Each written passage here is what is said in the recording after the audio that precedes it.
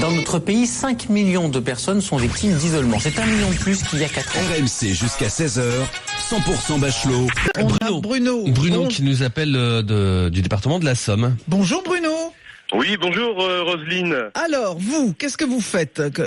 Vous militez dans une association ? Quelles sont vos solutions ? Je suis coordinateur national d'une association qui s'appelle L'Outil en main. L'Outil en main, en fait, on permet aux seniors retraités de transmettre leur savoir tous les mercredis après-midi aux enfants. Ce qui leur permet de rompre leur solitude, de garder un lien social et d'être utile en plus. C'est-à-dire que toute l'expérience d'une vie, ils vont pouvoir la transmettre avant de partir et en plus susciter des vocations aux enfants qui ont entre 9 et 14 ans. Que c'est intelligent, c'est super. Il y a quoi comme exemple de savoir-faire qui transmettent ? Alors on a plus de 150 métiers référencés, c'est 52 départements, il y a 155 associations, c'est un réseau national. D'ici 2020, on veut couvrir le territoire national complètement.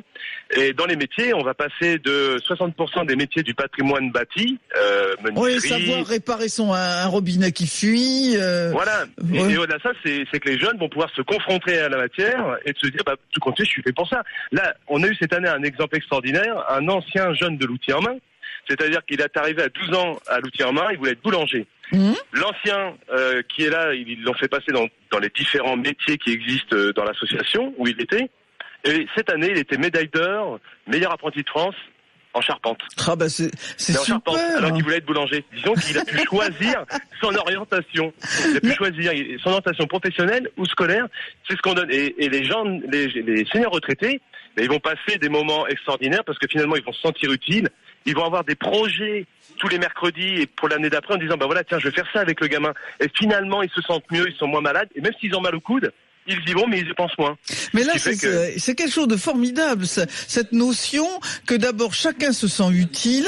Il n'y a pas finalement une espèce je vais employer le mot, je ne veux pas le dévaloriser, de charité de celui qui aide la personne isolée, mais c'est la personne isolée qui aide aussi le jeune. Il y a un vrai échange. Il y a un vrai lien intergénérationnel, Roselyne. Et au-delà de ça, en plus, c'est que les jeunes vont leur apporter aussi un peu de modernité. Parce que eux, s'ils se sentent seuls, ils n'ont pas forcément accès à toutes les nouvelles technologies.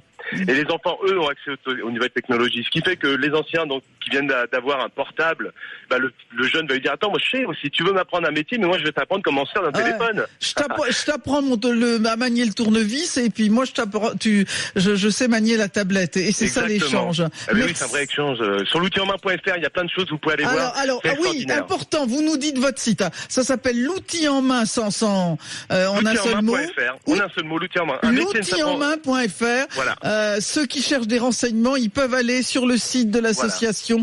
Voilà. Bravo pour cet échange. Un métier ne s'apprend pas que sur chaise, mais l'outil en main avec un œil dans les livres. Merci Roselyne. Merci Bruno. À bientôt. À bientôt.